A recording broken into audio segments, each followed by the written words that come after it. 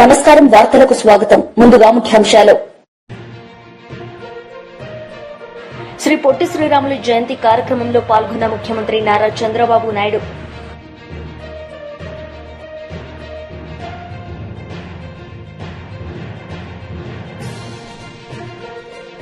కేంద్ర మంత్రి కిషన్ రెడ్డి మీడియా సమావేశం. సీఎం రేవంత్ రెడ్డిపై ఫైర్.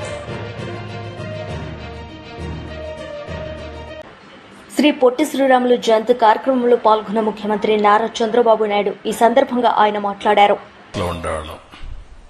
అంటే బ్రిటిష్ వాళ్ళు చేసింది కొన్ని ప్రెసిడెన్సీస్ పెట్టుకున్నారు.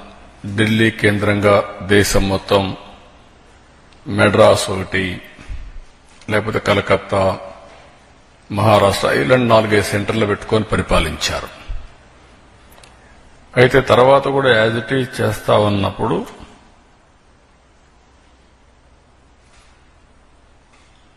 అలాంటివి చేసినప్పుడు ఈరోజు మనం ఒకసారి ఆలోచించినప్పుడు ఆయన ఒకటే ఆలోచించారు. ఏ భాష మాట్లాడే వాళ్ళకి వాళ్ళను పరిపాలించుకునే ఇది రావాలి అనేది ప్రగాఢమైన కోరిక. ఆ విషయమే మీరు చూస్తే ఎన్నో సంవత్సరాలుగా ఇప్పుడుండే ఆంధ్రప్రదేశ్ గాని, పార్ట్ ఆఫ్ ఒరిస్సా గాని, కర్ణాటక గాని, కేరళ గాని, ఇవన్నీ కూడా మెడ్రాస్ ప్రెసిడెన్సీలో ఉండేటివి. అలాంటప్పుడు పోరాటం చేసి మాకు తెలుగు భాష మాట్లాడే వాళ్ళకు ఒక రాష్ట్రం కావాలని భాషా ప్రయుక్త రాష్ట్రం కోసం పోరాడిన వ్యక్తి, త్యాగం చేసిన వ్యక్తి, ఆత్మార్పణ చేసుకున్న వ్యక్తి పొట్టి శ్రీరాములు గారని చెప్పి కూడా నేను మీకు తెలియజేసుకుంటున్నాను. అందరం కూడా సాధారణంగానే పుడతా ఉంటాం. ఆయన కూడా 1901 మార్చి ఇదే రోజున 16వ తారీఖున మద్రాసులో గొరవయ్య మహాలక్ష్మ దంపతులకు జన్మించారు. ఆయన మెడ్రాసులో జన్మించిన తెలుగు వారికి రాష్ట్రం కావాలనేది ప్రగాఢమైన కోరిక. జన్మస్థలం నెల్లూరైనా అక్కడి నుంచి మెడ్రాస్కి, అప్పుడు అందరూ మెడ్రాస్కి వెళ్లారు.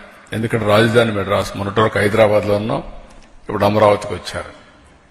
ఇది ఎక్కడ రాజధాని ఉంటే అక్కడ అవకాశాలుంటాయి. చాలా మంది ఢిల్లీకి వెళ్తారు. ఎందుకంటే మన ఆశలు నెరవేరాలంటే రాజధాని నగరం అయితే అవకాశాలు ఎక్కువ ఉంటాయి, మన క్యారియర్ బాగుంటుందని చెప్పి కూడా వెళ్తా ఉంటాం. ఆయన కూడా అక్కడనే ఉండి ఇది చేశారు. అలాంటి వ్యక్తి యొక్క జయంతి ఉత్సవాలు ఈ సంవత్సరం అంతా జరపాలని గవర్నమెంట్ నిర్ణయించారు. దానికి మీరందరూ ముందుకు వచ్చారు. మీ అందరికి కూడా మనస్ఫూర్తిగా అభినందనలు.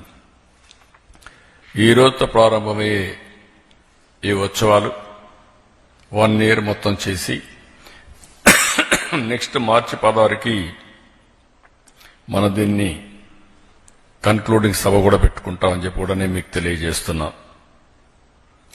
అదే మరిగా రకరకాలుగా మనకు మార్పులు వచ్చాయి.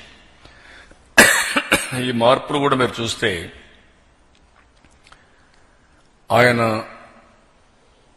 పెద్ద ఎత్తున పోరాడినప్పుడు కేంద్ర ప్రభుత్వం దిగిరాల. ఆయన చూస్తే తెలుగు ప్రజల సుదీర్ఘ ఆకాంక్ష. ఇది మొట్టమొదటిసారి కాదు, ఇంత మునుపు కూడా చరిత్రలో మీరు చూస్తే తెలుగు వారు డిఫరెంట్ టైమ్స్ లో డిఫరెంట్ పాలకుల దగ్గర ఉండే పరిస్థితి వచ్చింది. ఒక పక్క హైదరాబాద్ నిజాం పాలన, ఆంధ్రప్రదేశ్ బ్రిటిష్ వాళ్ల పాలన, మళ్లీ మెడ్రాస్ ప్రెసిడెన్సీ. ఇలాంటి చరిత్రలో చాలా సార్లు చాలా సందర్భాల్లో విడిపోయి అప్పుడప్పుడు కొన్ని ప్రాంతాలు కలిసే పరిస్థితికి వచ్చాం. అందుకే ఇప్పుడు కూడా మీరు చూస్తే తెలుగు మాట్లాడే బళ్ళారిలో ఉంటారు, తమిళనాడులో ఉన్నారు, తిరుత్తణి, ఇవన్నీ కూడా తెలుగు ప్రాంతాలే.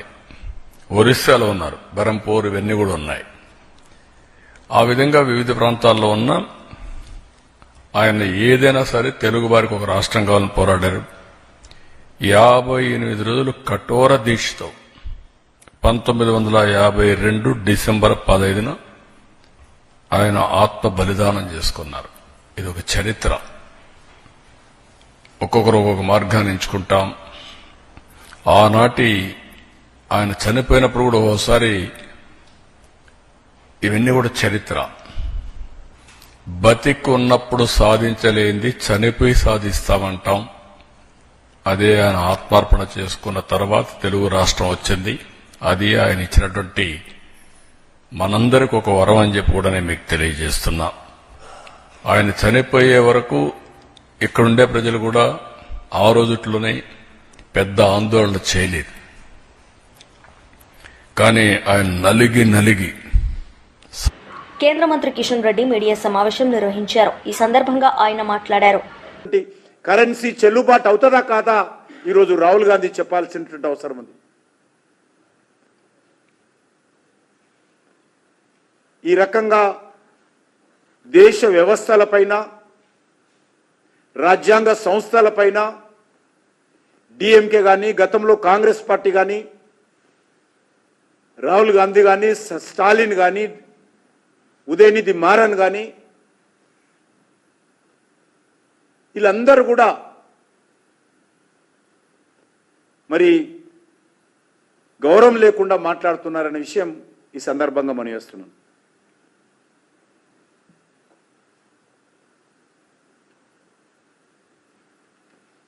ఈరోజు ఎవరైనా తెలుగు భాషలో మాట్లాడుకోవాలంటే తెలుగు భాష మాట్లాడవచ్చు, తెలుగు భాషలో చదువుకోవచ్చు.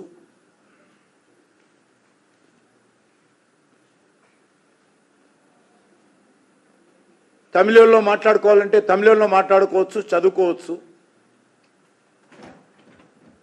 ఇంగ్లీష్లో మాట్లాడాలనుకుంటే ఇంగ్లీష్లో మాట్లాడుకోవచ్చు. ఏ ఒక్కరి మీద హిందీని బలవంతంగా రుద్దినటువంటి ఉదాహరణ ఈరోజు మనకి ఎక్కడా లేదు.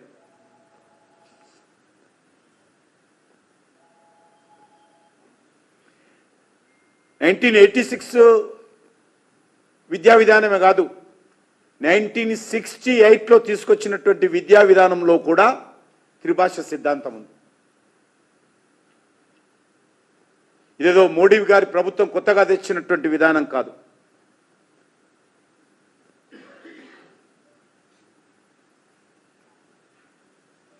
ఇప్పుడు మోడీ గారు తెచ్చినటువంటి 2020 న్యూ ఎడ్యుకేషన్ పాలసీలో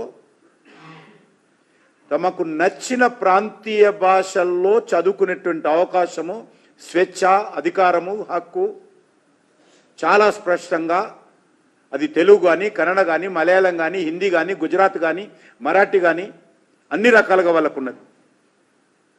అంతే తప్ప పలానా భాషనే నేర్చుకోవాలని ఎక్కడ కూడా ఒత్తిడి లేదు. కానీ నెగటివ్ యాటిట్యూడ్, ఓట్ల కోసం, అధికారం కోసం, ప్రజలను రెచ్చగొట్టడం కోసం ఒక వితండవాదం చేసేటువంటిది ఇది దేశానికి ఏమాత్రం మేలు జరగదని మనం చేస్తా ఉన్నాను.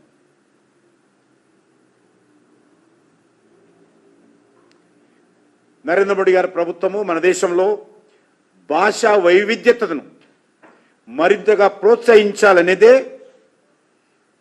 నూతన విద్యా విధానంలో మా పాలసీ.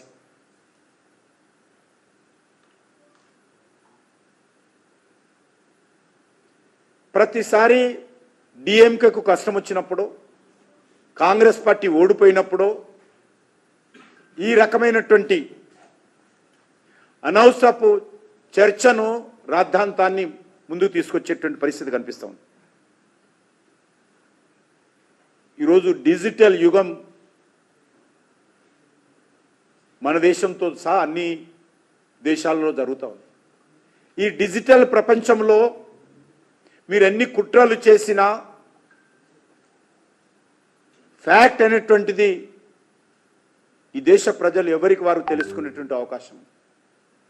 నేను అందరినీ కోరుతా ఉన్నాను, వాస్తవ విషయాలు అర్థం చేసుకోండి.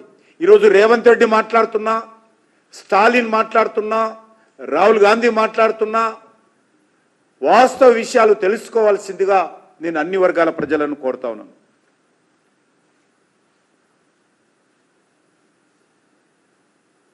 YCP leader Bhumana Karunakar Reddy media సమావేశం నిర్వహించారు. ఈ సందర్భంగా ఆయన మాట్లాడారు. అన్నటువంటి అనుమానాలు కూడా భక్తులకందరికీ కలుగుతున్నాయి. అది ఆధ్యాత్మిక క్షేత్రమే కాదు అని ప్రకటించదలుచుకున్నారా అన్నటువంటి అనుమానాలు కూడా ఈ 4 రాష్ట్రాలలో ఉన్నటువంటి భక్తులకు కలిగి ఆవేదనకు గురవటం జరుగుతున్నది. ఇంత దారుణమైన హీనమైనటువంటి చర్య, ఓ అన్నదాన సత్రాన్ని కూల్చివేయాలా అన్నటువంటి ఆలోచన, అది కూడా ఆధ్యాత్మిక పురిలో జరగటం అన్నదాన్ని వైఎస్ఆర్ కాంగ్రెస్ పార్టీ భక్తులందరి తరఫున తీవ్రంగా ఖండిస్తున్నాం. అలాగే ఆయన లోకేష్ గారు నిన్న మాట్లాడుతూ శవాల మీద పుట్టినటువంటి పార్టీ వైఎస్ఆర్ కాంగ్రెస్ పార్టీ అన్నటువంటి మాట, ఓ శవం మీద పుట్టింది, మరో శవం మీద అధికారంలోకి వచ్చింది అని ఓ అసభ్యకరమైనటువంటి మాటలు మాట్లాడినారు. బాధ్యతాయుతమైనటువంటి పదవిలో ఉండి మీరు ఆ మాట మాట్లాడితే మేము మాట్లాడాల్సి వస్తుంది. మీ పార్టీ అధికారంలోకి వచ్చింది, మీ తండ్రి ఒక శవాన్ని అడ్డు పెట్టుకుని సాక్షాత్తు దైవ సమానుడుగా వేలాది మంది కోట్లాది మంది పూజించేటువంటి అభిమానించేటువంటి ఎన్టీఆర్ గారి శవాన్ని అడ్డు పెట్టుకుని అధికారంలోకి నిలబడ్డది మీ పార్టీ అన్నటువంటి విషయాన్ని మరిచిపోవద్దని, ఆయన్ను మానసికంగా చంపి లాక్కున్నటువంటి అధికారం మీది. అది సత్యమైనటువంటి విషయం కదా. మీ పీఠం కింద, మీ అధికారం పీఠం కింద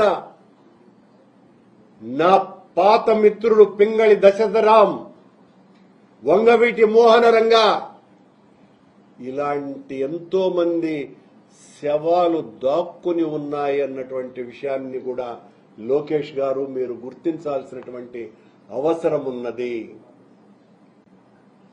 జగన్మోహన్ రెడ్డి గారిని తిడితే సరిపోతుంది, మేము నమ్మేస్తాము అని అనుకుంటే మీ పాప భాండారం, మీ రక్తసిక్తమైన హస్తం, అది కబంధ హస్తం కంటే చాలా పెద్దది అన్నటువంటి విషయాన్ని గుర్తు చేస్తున్నాం ఈ సందర్భంగా.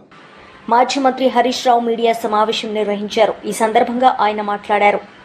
ఫార్మాసిటీ భూములు వాపసు ఇస్తామన్నారు. అయితే భూములు వాపసు ఇవ్వండి, లేదా ఫార్మాసిటీ పెట్టి నిరుద్యోగ యువతకు ఉద్యోగాలు వచ్చేటట్టు చేయి. ఇది అబద్ధం కాదా? ఎల్ఆర్ఎస్ విషయంలో అబద్ధం, ఫార్మాసిటీ విషయంలో కాంగ్రెస్ అబద్ధం, కేసీఆర్ గారిని మార్చిడికి పంపిస్తా అని మాట్లాడడంలో అబద్ధం. అబద్ధాలకు బ్రాండ్ అంబాసిడరే రేవంత్ రెడ్డి. రుణమాఫీ, దాని మీద కూడా అబద్ధం ఆడిండు. రుణమాఫీపై ఇలా రేవంత్ రెడ్డి నాలుక మట్టబడ్డది. ఎన్నికల ముందు కేసీఆర్ 1,00,000 మాఫీ చేసిన అనుకుంటుండు, ఓట్లు పట్టాయి అనుకుంటుండు. మళ్ళా ఓన్రి ఉరుకుండ్రి, బ్యాంకులో నిలబడి 2 లక్షలు అప్పు తెచ్చుకోండి, నేను రాగానే డిసెంబర్ 7 నాడు 2 లక్షలు మాఫీ చేస్తాను.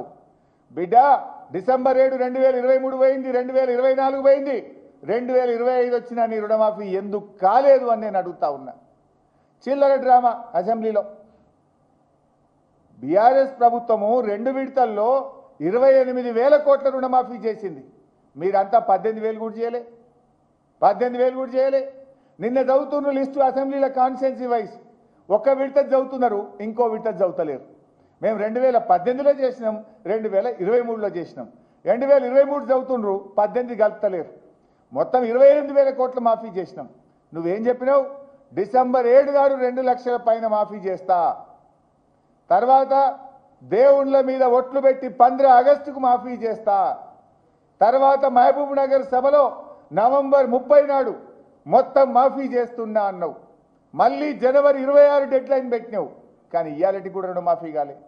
పెద్ద పెద్ద మాటలు, డైలాగులు ఇచ్చిపెట్టుంది.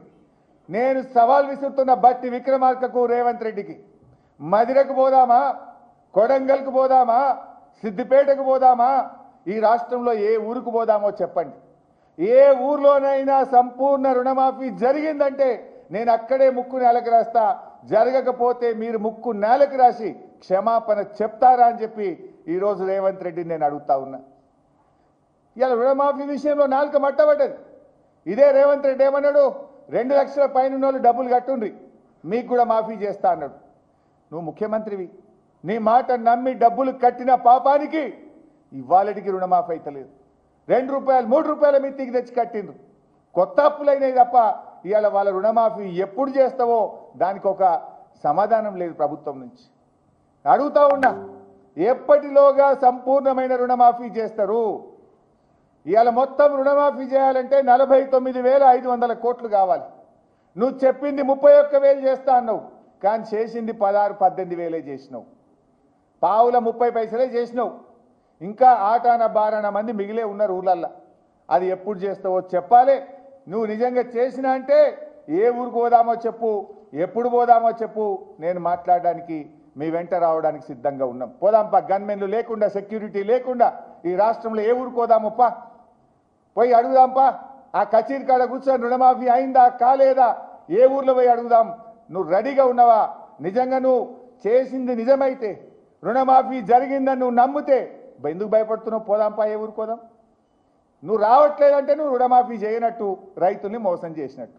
నువ్వు చేసినోడివైతే పోదాం, కొడంగల్ నీ కాన్స్టిట్యున్సీలో ఏ ఊరికి పోదామో పోదాంపా అంటే నువ్వు చేయలే, మోసం చేసిన రుణమాఫీ విషయంలో కూడా.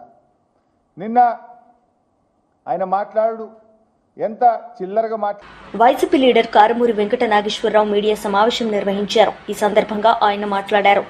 చెప్పుకోవటం రాదు, చాలా బాగా చేశాం, అందులో ముందున్నామని చెప్పి సందర్భంగా తెలియజేస్తాం. భారతదేశంలోనే మంచి పొజిషన్కి వెళ్ళటం కూడా జరిగింది.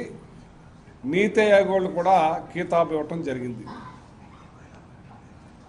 ఇవాళ రాష్ట్రంలో అన్ని మున్సిపాలిటీల్లోనూ కూడా చెత్త కుప్పలు పేరుకుపోయి ఎక్కడికక్కడ దుర్వాసనతోటి ఆ చెత్త కుప్పలో కొన్ని చోట్ల తగలబెట్టి ఆ పొల్యూషన్ తోటి ప్రజలకి ఇబ్బంది కలిగే పరిస్థితులు గతంలో ఉండి, ఈ స్వచ్ఛ భారత్ ఆధ్వర్యంలో జగన్మోహన్ రెడ్డి గారు ప్రత్యేక శ్రద్ధ తీసుకుని ప్రతి మున్సిపాలిటీ చెత్త కుప్ప మీద కూడా ఒక మిషనరీ బిగించి దానికి ఒక కాంట్రాక్ట్ ఇచ్చి, అంటే గైడ్ లైన్స్, కేంద్ర ప్రభుత్వ స్వచ్ఛ భారత గైడ్ లైన్స్ ప్రకారం అవి అమర్చి తడి చెత్త, పొడి చెత్త, ప్లాస్టిక్ సపరేటు, ఐరన్ సపరేటు, మరి ఈ ఏదైతే పొడి ఉందో దాన్ని సపరేట్ చేసి ఎరువులు కింద ఓడేటట్టు, ప్లాస్టిక్ని ప్లాస్టిక్గా అమ్ముకునేటట్టు, ఐరన్గా అమ్ముకునేటట్టుగా మున్సిపాలిటీకి ఇన్కమ్ కూడా ఏర్పాటు చేసిన ఘనత జగన్మోహన్ రెడ్డి గారికి దక్కుద్ది. ఇది మన ఆంధ్ర రాష్ట్రం అంతా కూడా మనం చేసాం. భారతదేశంలో ఎలా చేశారో తెలియదు కానీ ఆంధ్ర రాష్ట్రంలో దీన్ని బాగా ఇంప్లిమెంట్ చేసాం. అందుకే ఇవాళ చెత్త కుప్పలు మొత్తం ఏదైతే డంపింగ్ యార్డులు ఉన్నాయో అన్నిటినీ కూడా ఇది గ్రైండ్ చేసి తగ్గించేసి. వార్తలు ముగించే ముందు ముఖ్యాంశాలు మరోసారి. శ్రీ పొట్టి శ్రీరాములు జయంతి కార్యక్రమంలో పాల్గొన్న ముఖ్యమంత్రి నారా చంద్రబాబు నాయుడు.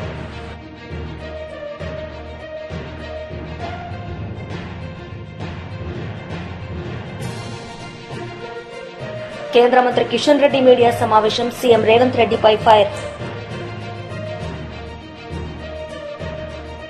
ఈ వార్తలు ఇంతటితో సమాప్తం. తిరిగి ప్రసారమయ్యే వార్తల్లో మళ్లీ కలుద్దాం. అంతవరకు సెలవు. నమస్తే.